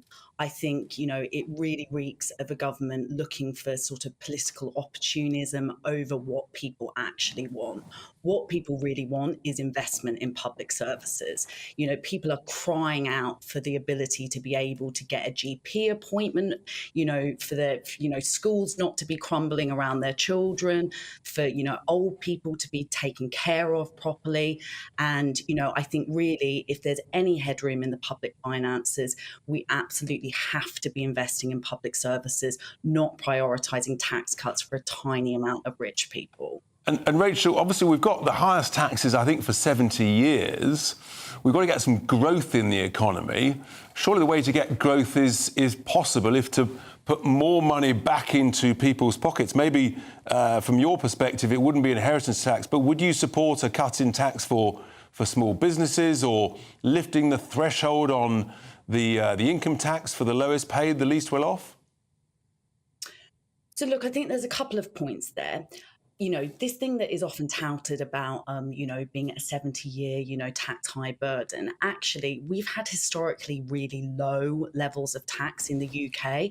So this recent increase really puts us in the middle of the pack compared to comparative countries. So I think really, if we want high quality public services, we need to be willing to invest in them. I do think you bring up a really interesting point, though, about who pays that tax. So I think at the moment, the burden of tax really does fall on wages and workers and people who earn their income from wealth and, have a lot of property or get their income from, dividends or landlords or all of that sort of stuff. They pay much lower rates of tax than if you go out to work for a living. And that's absolutely right, Rachel, because actually the government has frozen thresholds at the lowest level for many years now, which has dragged some of the lowest paid into the tax net. Yes, so you have seen that, but really, I think the argument needs to also be about who pays it at the top end. So there's really problematic issues there. So, for example, one of the big examples, our Prime Minister happens to be lucky enough to be one of the 250 richest people in the UK. He pays a lower rate of tax than a nurse, and that's because of capital gains tax. So he earns a lot of his, income from, shares from business and dividends and things like that. So what would you like to do? Would you like to regularise income tax and capital gain tax, just finally? Exactly. Yes. We think that there's no reason that because you go out to work for a living, you should be paying a much higher rate of tax than somebody who earns their income from wealth. Got it, so Rachel. I think there's a big problem about who pays tax in the UK. Rachel, thank you so much indeed for your thoughts there. That's Rachel Henry from Tax Justice UK. Fascinating gentlemen, my panel. Nigel, we've got the highest taxes for 70 years. We've got no growth. Wherever there's high taxes, there's no growth anywhere, frankly, across the Eurozone. If the Chancellor's got some cash, I mean, he should be cutting taxes. Well, the problem about cutting taxes, and it depends which taxes you cut, obviously. The problem about that is it's inflationary. So the first thing you've got to do is get inflation back to 2%. That's the point where you can start thinking about tax cuts. It's not. If you cut VAT, let's say by 2%, mathematically, you reduce inflation. Yeah, it's a question of fact because prices come down. Sorry, yeah, I can see that. 1-0, folks. Yep, that's all right. Yeah. On the inheritance tax one, which is an interesting one, the reason that he's talking about doing it is that he's under pressure to cut some taxes. Yes. Inheritance tax, the Treasury is right, it's not inflationary. If you inherit a load of dosh, you tend not to go and splurge it. You don't splurge your inheritance. Problem with this is it only works for the rich. Only 400 people actually, well, dead people, actually pay any kind of inheritance tax. So why would they do it? To appeal to their base? Purely to show they're cutting taxes. So it looks as if they're cutting taxes, but what it doesn't do is anything for the cost of living crisis. I'm pretty sure I remember back in about 2008, Paul Goodman, that the then Shadow Chancellor, George Osborne, promised to lift the thresholds on inheritance tax, almost get rid of it. Here we are 15 years later, nothing's happened. Here we are, and I'd like to take you even further back, because you and I grew up in the great days of Margaret Thatcher, who was our tax-cutting Conservative Prime Minister. But she also believed in controlling spending. And that, of course, is what went wrong, I'm afraid, under Liz Truss, when you were offered tax cuts without the spending control. So what Jeremy Hunt has got to do in the autumn statement is prove he can control spending and use some of the windfall that we think he has had to cut some taxes. Is he capable of doing that, in all seriousness? Because we hear warm words from various different government ministers, but I don't recall hearing Jeremy Hunt talk about cutting spending. We'll find out if he's capable of cutting taxes in the autumn statement. In fact, they are bearing down on the growth in spending reasonably well, but he's got to keep doing it in order to get those tax cuts. Bearing down on the growth is not the same as cutting public spending. Quite right, but no one's ever done that. What Margaret Thatcher did was reduce the rate of growth. What the coalition did was reduce the rate of growth. If you're going to cut public spending, absolutely, that means taking a great big entire revisionary knife to the whole of the welfare state. But actually, what you really do, it comes back to this word growth. You've got to get the economy growing and put more money into people's pockets. You then get activity, that generates growth, that generates tax That goes back to exactly where I started, which is you have to control your spending and cut your taxes. That's the classic way Thatcher did it, and that's what the government needs to do. But Nigel? What you can't do then is put too much money in people's pockets and then fuel inflation. At the moment, we're actually getting on top of it. Food inflation is still very high, but the base figure is going down. Rishi Sunak has met the target he set himself, although he didn't have anything to do with it. But he has met that. So, but the more money you put in people's pockets, the more money that floats around the economy, higher inflation will be. But actually, we're not saying that. We're talking about if you actually cut unnecessary government spending, and there's plenty of waste out there, then that's not putting more money in people's pockets. Around there. They've been cutting spending for a long time. There's loads of waste. Everybody sees waste all over the place. My viewers and listeners, it drives you mad seeing wasteful government spending. And the question is? Well, the question is, can they cut it? Or are they incapable of cutting? I think they're already cutting the growth in spending, right? The question next week is, are they going to be able to cut any taxes? That's the really interesting one. I suspect they probably will, because if they cut it in the spring, when you're kind of nearer a general election, frankly, it looks and is desperate. So if they have some money now, it would be good for them, but also good for the economy and good for your viewers. So you think they might actually do the cut as opposed to promise a cut some point in the future? No, there's no point in just promising a cut. You actually have to do it. That's what they do. They promise all the time. Yeah. We keep hearing it, and the promises never get delivered, and it drives us all insane. But they always say equally that it will have to happen after inflation is conquered. Well, it's just, I mean, honestly. I don't hold with that. I mean, inflation is largely caused by the money supply. It's what you do with the money supply, and that's largely in the hands of the bank. I think the role of tax is secondary. Do you? Interesting. Well, I think mathematically, if you reduce consumer prices, that reduces inflation and it creates more growth. But anyway, gentlemen, thank you so much indeed for your thoughts on that. What do you want to see? We'll be talking about that, the autumn statement, next week, of course. But coming up after the break, the final season, thankfully, of The Crown has aired today. It started, but it's received a huge backlash after it showing Princess Diana, unbelievable, as a ghost.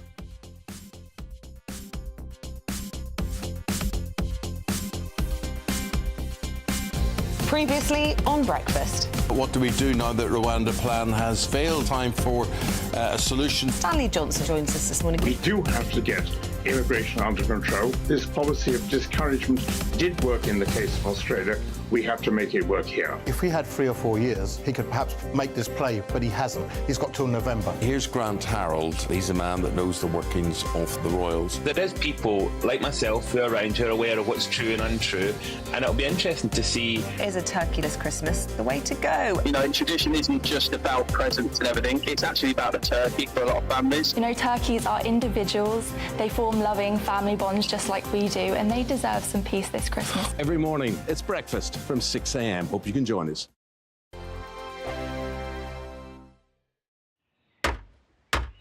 Who is it? We're here for the show. Welcome to the Dinosaur Hour with me, John Cleese. I was married to a therapist. And you survived? I thought we were getting Hugh Laurie. Second best.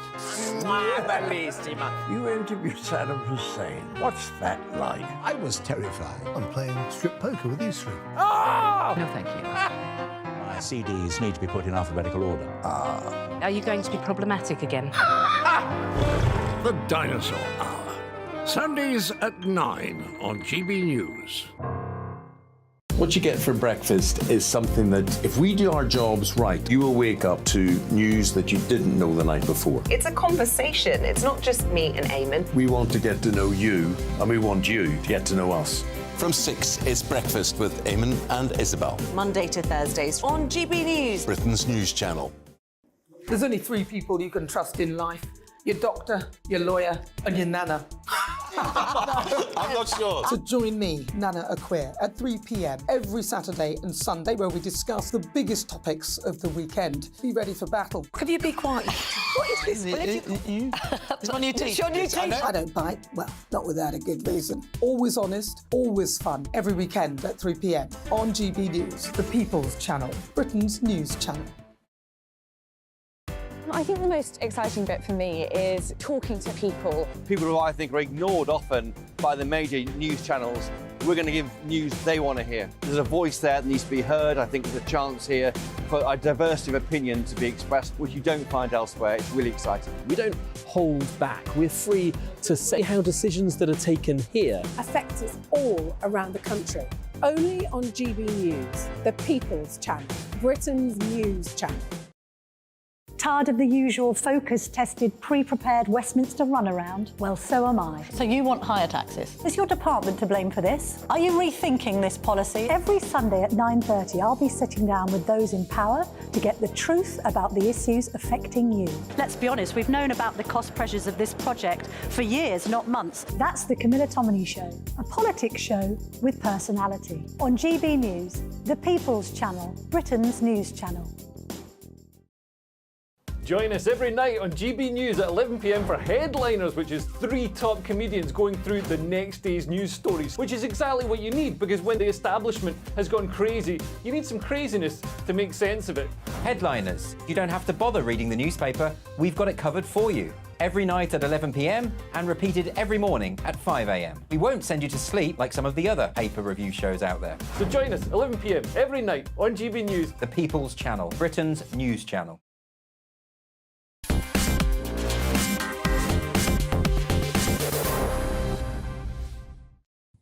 Welcome back, my friends, to the last segment of Farage, this 2-hour special before Patrick Christie at 9. He's got some more extraordinary footage, yes, indeed, of his interactions with those kind and peaceful protesters. Well, Here we are, the first half of the final season of this series. The Crown has been released today. Some people have actually watched it, literally the whole lot, this morning. It shows Princess Diana as a ghost after her fatal, tragic crash. And the ghost says, "You know, I loved you so much, so painfully too. Well, it's over now. Be easier for everyone with me gone." Admit, if you've had that thought already, well, that's had a huge backlash. Multiple 1 and just 2-star reviews. And Diana's ghost for poor writing. So we put a poll out there. We asked you, is it distasteful for Princess Diana to be portrayed as a ghost in this new and final season of The Crown? Here we are, the results are in. Nearly 82% said yes, it is distasteful, and just 18.3% said no, it is not. Well, I'm delighted to be joined now by former BBC royal correspondent down the line, Jenny Bond. Good evening, Jenny. Have you watched all of the episodes this morning? Are you fully informed? I was so busy talking to people rather like you that I haven't watched the whole of them, but I have watched the first one and skimmed through the others, and I have a fairly clear idea of what Peter Morgan was attempting to do. And in my view, it has not come off, and it is tasteless as I thought it was going to be. You know, when I first heard that he was going to portray Diana as a ghost, I honestly thought it was a sick joke, but it isn't. It's just sick.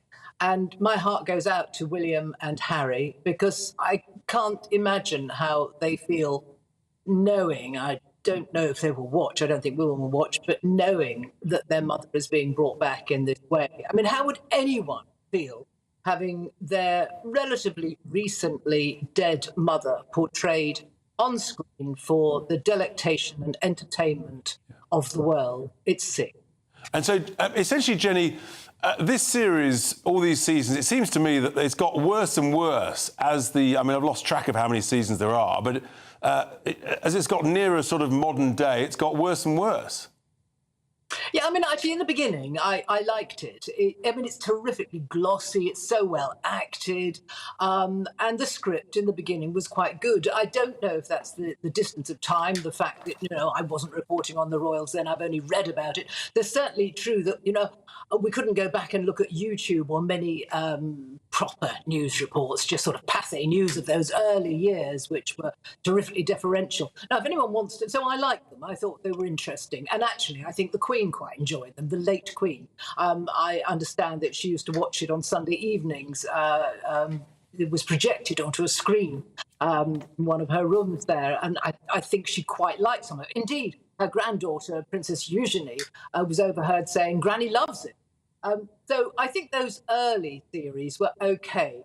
But this new one, it's too close. It's too close to what we know to be reality. And if you really want to know what's happened, there are so many channels now, and of course, you can go to and see it for yourself. And this is the problem, isn't it, Jenny? That actually people think that this is reality. They think this is fact, whereas it's not. It's fiction. That is a real problem. I mean, in a way, it's positive for the royal family that younger people are so engaged about them now. They're all interested. People come to me, young people, and say, "Oh my gosh, is that really true?" "Oh, I didn't really think about the royal family before, but now this is really dramatic, really interesting." And I have to sort of disabuse them and say, "Look, this isn't the truth." Jenny, it's part of the mystique, part of the magic, I feel, is lost there. Jenny Bond, thank you so much for sharing those thoughts with me about your views on the latest season of The Crown. Well, I'm delighted to be joined in the studio. Angela Levin, you have been an absolute heroine. You've watched all of them this morning. How many episodes have you watched this morning? 6. 6? Yes. And... come on, then. You don't look utterly thrilled, I have to say. Well, it gets worse as it goes on, and actually, you're quite right about Diana as a ghost. It's too horrible to remember because Prince Charles goes home and he's crying and crying, and suddenly you see this beautiful Diana with a sleeveless black top, makeup, hair done, earrings the same as she wore beforehand, sitting on a chair opposite him on a plane as he's flying back from France and having a nice chat. And you think, this is absolutely hideous. And then she pops into the Queen and has a chat to her, and the Queen responds to her as well. And the conversation is not only stilted, but you think, obviously, the person who wrote this couldn't think of anything else to say. It's terrible. And Dodi, who was her boyfriend then and also got killed in the car crash, he goes in and speaks to his father, who's very disappointed because he wanted her. So they're really majoring on this sort of this ghost theme. But they're nothing like ghosts. You know, if they were in grey or it was very misty and you couldn't see anybody properly, you would actually feel slightly warmer. But to see someone dressed smartly sitting there as if they're at a meeting, like you and I crossing each other, is just ridiculous. And so that, in a sense, which episode does that come in? Or are we spilling too much of the beans? Almost the last one, and it then carries on. What about the rest of it? Well, the rest of it afterwards is, you know, the funeral, and a lot of that is taken of the original filming of that. But what's interesting is that Harry said to me, because I wrote his biography, right, he said to me he couldn't bear people crying because they didn't know his mother, and that made him unable to cry for X number of years. Yeah. However, they make sure that William is actually saying this, so they've taken all Harry's feelings. He'll be furious. Yeah. And put it under William. But the other thing that's quite interesting is that Harry said in his own book, Spare, that his father didn't cuddle him or hold him when he came in to tell them that his mother was killed. And in fact, they don't care about that in The Crown. They make sure he's held him and stroked him and, you know, being terribly nice to him. Angela, so they didn't even listen to what Harry has said very strongly. Should people watch it or not? Well, I mean, at the beginning it's all right. It depends what you like. But just remember, it is not This is truth. the key point, It is not truth. If you want to see some sort of nonsense going on with everybody attacked for something that's wrong with them, the King, the Queen, Camilla, everybody, but it's not real. It's not fact. None of it's real. The danger is that young people think it is real. Angela Levin, journalist, royal biographer, thank you so much indeed. What an absolute star, watching all 6 episodes this morning so that she could help us. Talking of helping us, Patrick Christie, I mean, I think you need help, actually, because... you wouldn't be the only one to say that. But seriously, you've got some extraordinary footage again on more protests. I mean, where does this end? I'm so concerned that it's getting worse. Yeah, well, today we're focusing on the indoctrination of children being brought out of school to attend the pro-Palestine marches and the intimidation of serving MPs as well. I attended a protest. If you thought last night's footage was raw and shocking, what I'll bring you later tonight is actually genuinely even worse. And I can't see the situation getting any better anytime soon. And that's right. And it's in a sense, it's the emboldening of the more extreme elements of this that various people have been talking about this evening, that actually, if the police allow this to go on, and now bringing in children, and I mean, do you fear that actually we'll have schools up and down the country doing this? Yeah, we will. So tomorrow there's going to be a student strike, so children as young as 10 or even younger could be out on the streets. Look, I'll just say this very quickly and very simply. The rest of the media appear to want to cover all of this stuff up. I don't. I'll expose it at 9 to 11. Absolutely right. I think it's really important because it's a direction of travel, and the direction of travel at the moment, frankly, is very bad indeed. Yep. It's getting worse. We had Andy No in there. He's been, looking at a number of these protests across the whole direction. He says it's getting worse, possibly not significantly worse. Anyway, Patrick, have a great show. That'll be fascinating. Yes. Take it easy maybe tomorrow night. That's all we've got time for, folks, after this 2-hour Farage special. We will, of course, be looking at all of this, the news, but first, it's the all-important weather. Good evening, Alex Burkill here again with your latest GB News weather forecast. Whilst for many tomorrow is going to be a largely dry day, we do have some rain to get rid of first this evening. That's in association with a front that's pushing its way from west to east. It has already brought some heavy rain across parts of Northern Ireland earlier today and is now pushing into western parts of Scotland, England and across Wales too. Some heavy outbreaks as it makes its way eastwards, but the rain should break up somewhat through the night. Some parts of northeast Scotland will stay largely dry with clear clear skies, some mist, some fog and some frost here. Elsewhere, clear skies behind the rain will allow temperatures to take a bit of a dip, so a chilly start on Friday morning with some patches of fog, perhaps even some freezing fog in some spots too.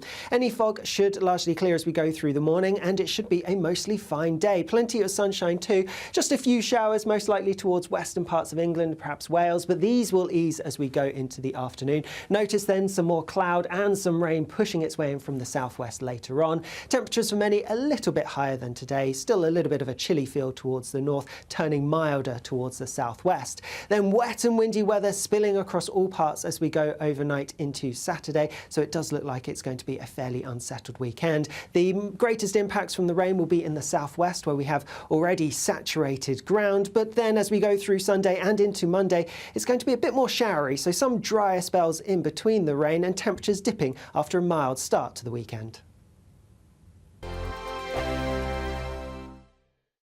I'm Andrew Doyle. Join me at 7 o'clock every Sunday night for Free Speech Nation, the show where I tackle the week's biggest stories in politics and current affairs with the help of my two comedian panellists and a variety of special guests. Free Speech Nation, Sunday nights from 7 on GB News, the People's Channel, Britain's news channel.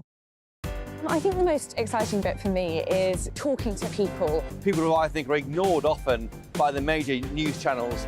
We're going to give news they want to hear. There's a voice there that needs to be heard. I think there's a chance here for a diversity of opinion to be expressed, which you don't find elsewhere. It's really exciting. We don't hold back.